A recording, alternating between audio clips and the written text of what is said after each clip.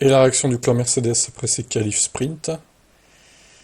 Voyons, en français ça va être mieux. Russell, vraiment content de la façon dont ça s'est déroulé, ça faisait longtemps que nous n'étions pas qualifiés en première ligne.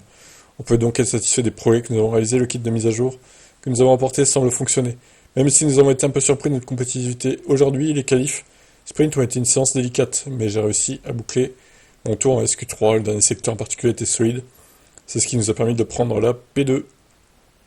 Lewis était très rapide aujourd'hui, il n'a pas eu de chance d'être surpris par un drapeau jaune. Nous aurions tous les deux dû être en tête, mais c'est génial qu'en tant qu'équipe nous soyons de retour dans le coup aujourd'hui. La course est également très serrée, avec plusieurs autres équipes, dont Red Bull, Ferrari et McLaren. J'espère que nous pourrons continuer sur cette lancée. C'est vraiment dommage aujourd'hui car je n'ai pas eu de chance avec un drapeau jaune. J'avais 4 dixièmes d'avance sur mon tour et je me sentais bien pour la P1. Mais c'est comme ça, la bonne nouvelle c'est que nous semblons avoir fait un pas en avant avec la voiture à la mise à jour que l'on a apportée ici fonctionnait bien et je suis vraiment reconnaissant envers tout le monde à l'usine. Pour votre travail acharné, les dernières courses n'ont pas été simples, mais tout le monde fait un excellent travail pour apporter cette mise à jour.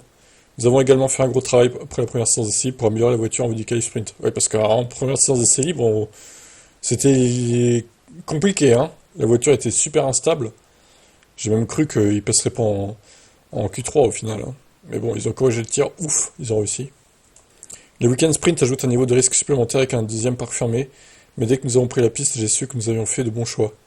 Putain, fait chier ce drapeau jaune là, il pouvait être en premier, oh là là, c'est frustrant quoi. Toujours à lui que ça arrive, hein. Et le Russell il s'en sort bien encore, hein. Pouh, la chance qu'il a lui. Nous pouvons tirer de nombreux points positifs, mais au final nous terminons la journée un peu frustrés. Lewis était en piste pour un tour qui aurait été plus que suffisant pour la P1. On avait choisi de partir du côté du début pour éviter toute interruption avec des drapeaux jaunes, sur une piste très fréquentée en fin de séance. Malheureusement, et ironiquement, Lewis a pris un drapeau jaune, après être tête à queue de la Williams de Colapinto virage 12.